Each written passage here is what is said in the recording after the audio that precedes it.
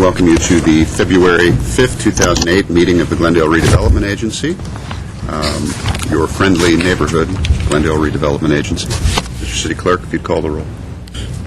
Agency members: Najarian. Here. Quintero. Here. Weaver. Here. Yusefian. Here. Chairman Draymond. Here.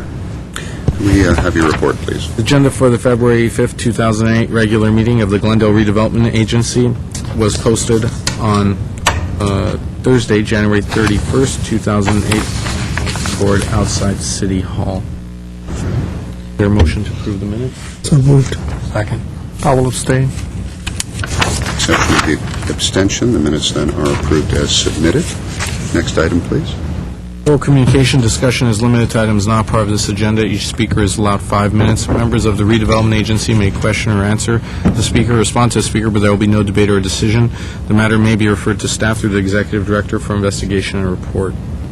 I have two cards. The first is from Herbert Milano.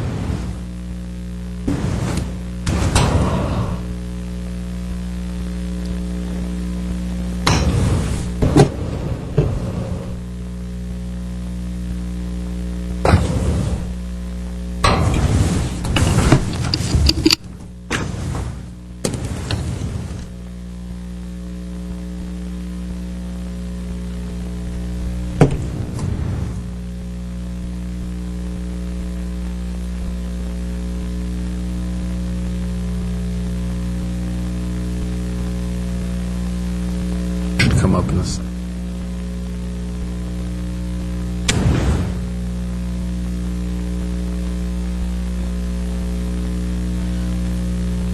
No light?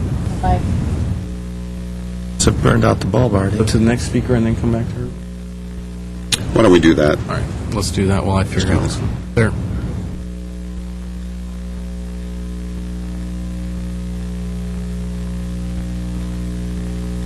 Okay. Well, why don't we move on to the next speaker, and Do that. Mr. Milano, I'll call you back up in just a moment. Yeah, we can see it now, but let me go ahead and take Hank Sheets, please.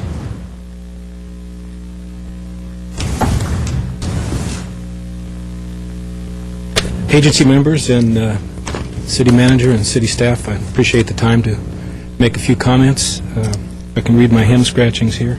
I'm here to speak about the landscaping and the beautification along San Fernando Road. I just want to make a few comments in addition to what I made about a week or so ago, but things I would like to emphasize are that I think this project is important to the city. I think there's, in fact, I don't just think, I know there is public interest. Approximately 15 years ago when this project was undertaken and Pacific Pipeline got the contract to put the piping in and so on, I showed interest right away when they took out the landscaping and spent a number of times pursuing what was happening with the landscaping, which took a couple of years. So relative to the interest has always been there, and I think what happened along the way is people didn't really lose interest as much as they got frustrated. I know I've had for years. At that time, I happened to be involved in some committees and such, and so people were asking me like I might have an idea what was going on. And I myself got frustrated thinking nothing was going to be done. And the reason that moved on is the answer to me was the city's going to work on it, the city staff is working on it, we're having consultants, and that's fine, but after a number of years, people tend to back away from something like that. So there is interest to trying to make this project look better and be something more representative of what our city's about. I think the way this project ends up is going to reflect on our whole city. I'm asking, either in this forum or in the city council forum, wherever you can, don't settle for this project just to get it done.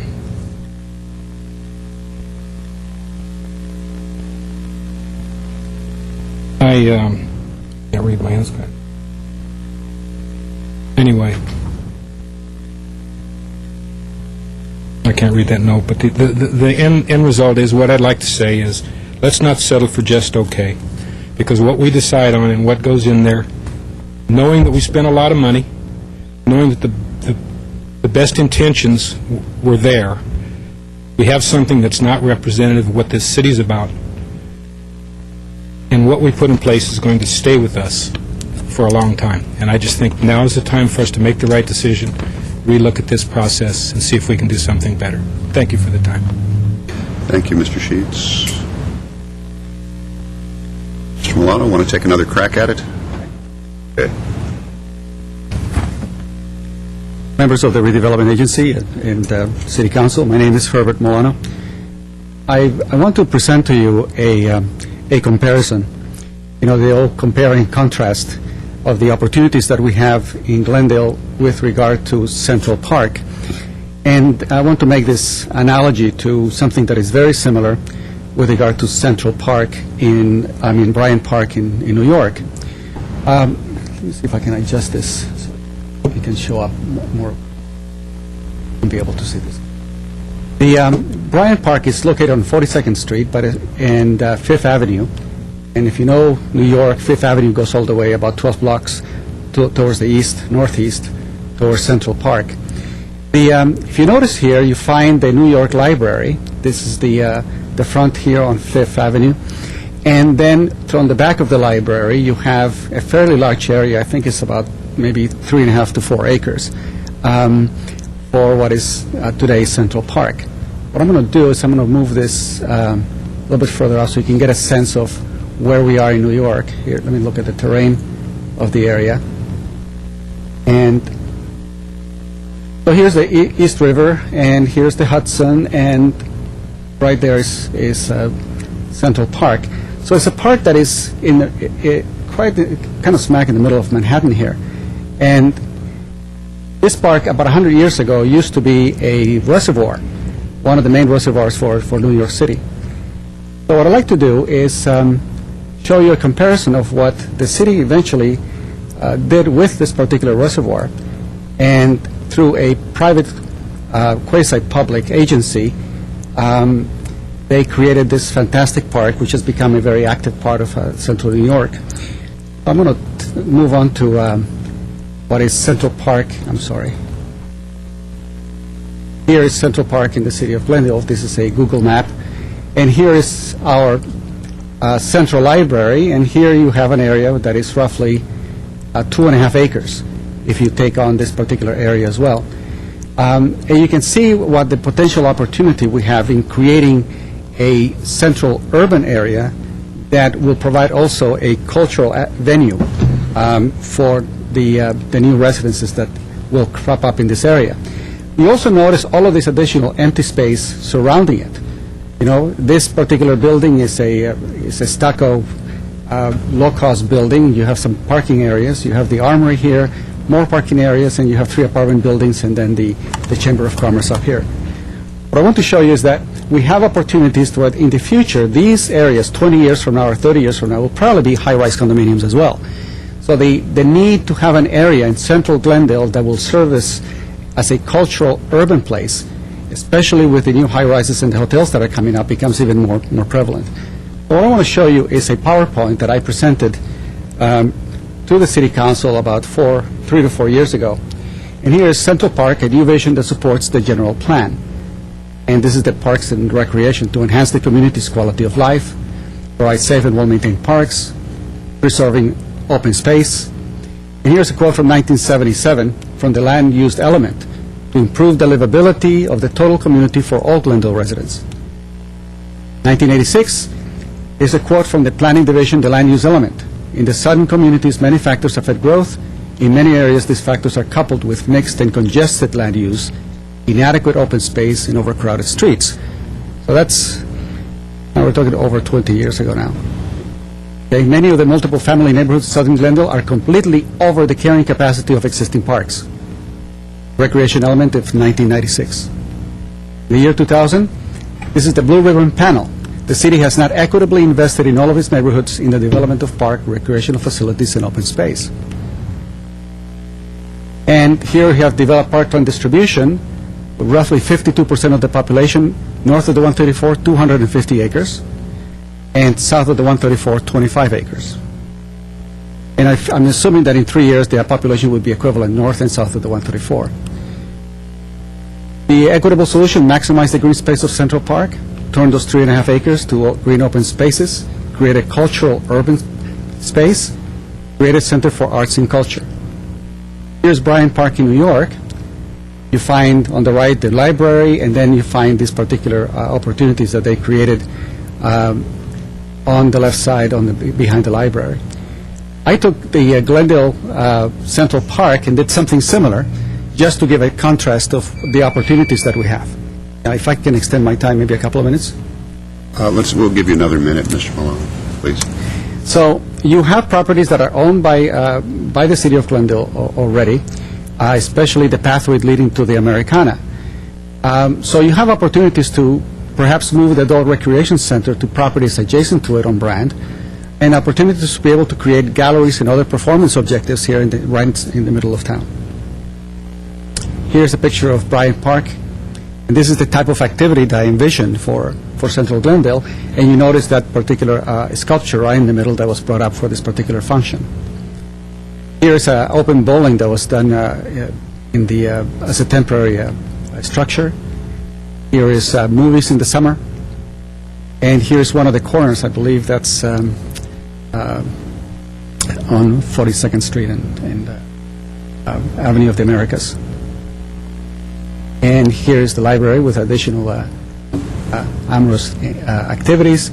And here's the Blue Ribbon Declaration. It was Mr. Quintero was part of this Blue Ribbon Committee, Mary Boger, Richard Ramirez, Father Joseph Shea.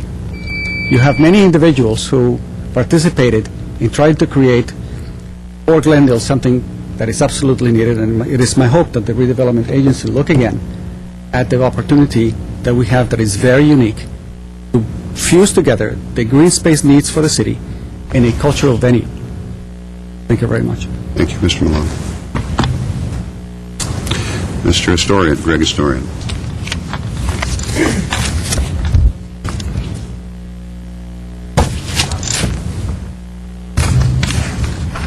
Good afternoon.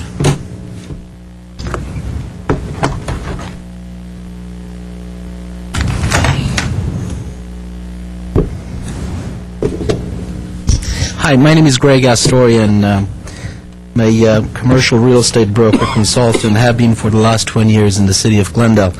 I thought I'll take this opportunity, matter of fact, before I say anything, this idea of Bryant Park is a noble one. Aren't we, though, having the same thing at the Americana? About 3 acres of open space. Pretty much this reminded me of what was going on in Grove. And I find it interesting because the idea behind the Americana, behind the open space in Americana or within Americana, was just to do that, to be a meeting, a public space for folks to meet.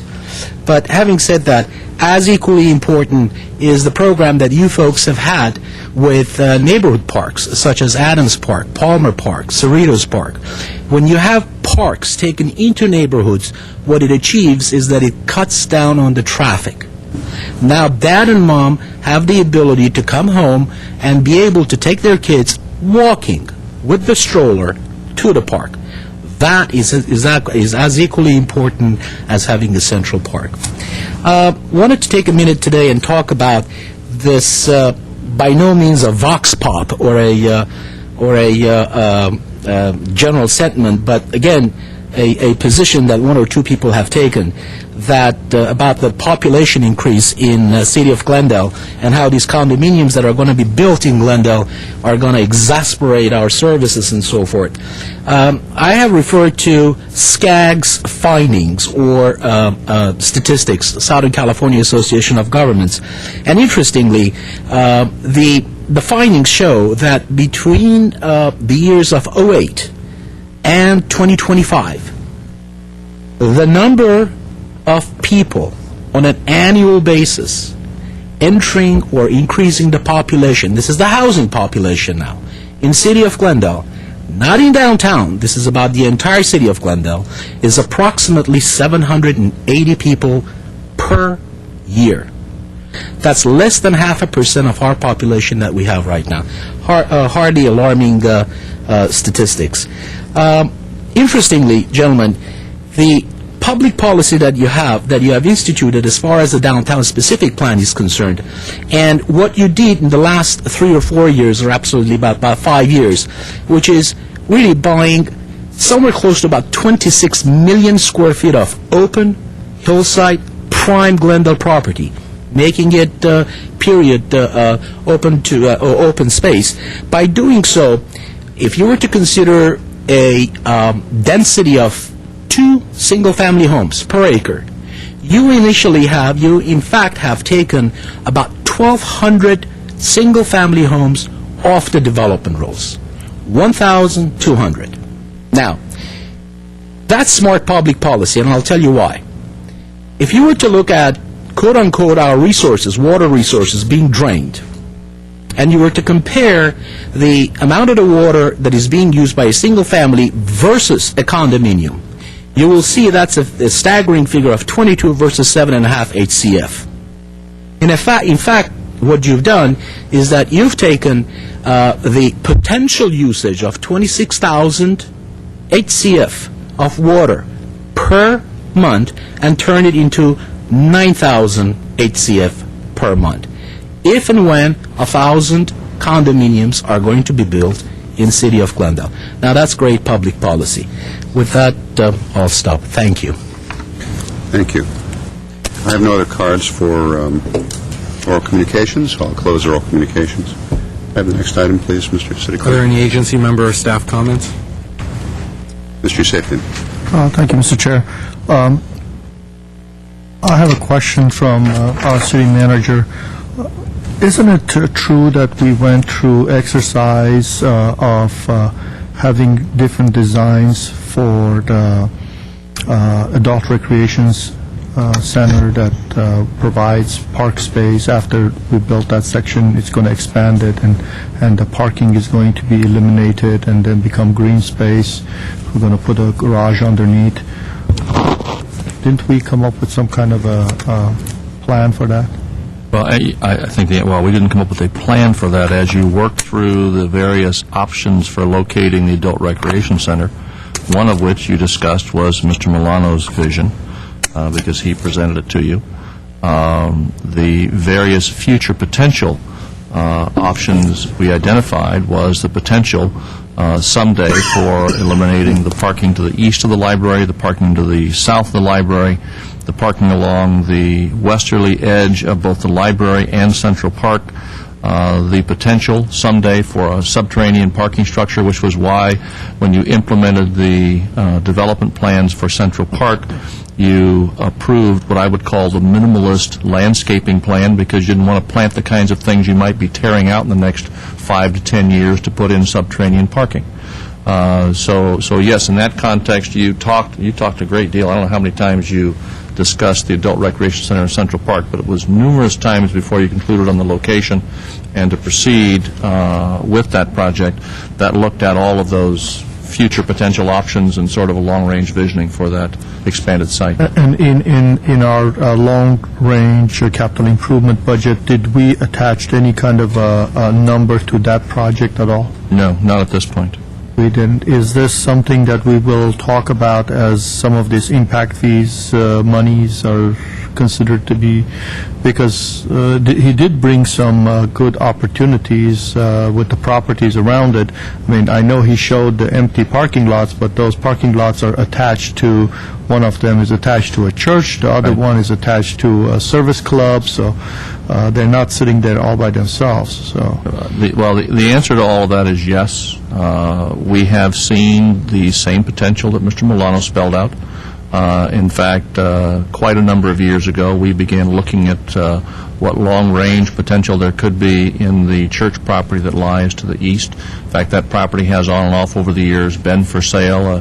Various parts of it is quite a large property, well beyond the parking lot. And, of course, you recall the discussions we had at one point about the future for the current armory, the public parking lot to the south. All of that area lends itself to some long-range master planning. Frankly, I think in the conjunction with, in the next 10 to 15 years, the resources that could be produced from the tax increment that you have committed that has to be used for redevelopment purposes or purposes that benefit the redevelopment area, I think that whole area of Central Park and Library is an area that you and the community can begin to look at. but it has to be with, I think, a strategy for how do you pay for the capital, and then how do you operate it when it's done. But frankly, some initial discussions we've had on staff is that we think there are some opportunities there. So I think as we get into the upcoming CIP budget, that's an area you want to be looking at, especially with respect to the use of tax increment funds. Mr. Dryden, Yes, Mr. Weaver. I'll bet you I can guarantee you one thing. All properties within at least 3-4 blocks of the Americana brand have increased in value tremendously. The future of condominium complexes built around there, beating off the Americana, is just reality. Any thoughts that we'll buy property from the church or get the armory for park are decreasing on a daily basis, and when the Americana opens, it'll really be gone. It'll be through the roof, I think. Also, does anybody know what the status on the adult recreation center is? I just Construction inquired of George. drawings? I don't. Oh, George is here. Okay, George, Construction thank you for coming up. This is something that's it's way, We're in plan check right now. It should be finished in the next month or so. We were held up in plan check a little bit. I think we were going to go to DRB. We were preparing to do that and decided that wasn't a step that we needed to go through. So we should be starting in spring of this year, construction. it's a little late to start revising plans, right? Well, the plans are pretty much done. Been revised 10 times. Don't we own the armory? Yes, you own the armory. It's subject to a long-term 50-year lease with the National Guard for $1 a year. Which we just signed about 7 or 8 We years ago. signed it over 10 years ago. Probably There's some vision. 11 or 12 years ago. Hey, none of us were here. No, that's right. I remember the vote. 97, 96? It was before I got here in '98. Sometime before that. Yeah, I Do you guess have I any other wasn't here. questions for Mr. Chapchin? No? Any other comments? Thank you, Mr. Chair. Absolutely. Do I have any other staff or council comments? No. Okay. Move we adjourn. Second. We are adjourned at 3:14.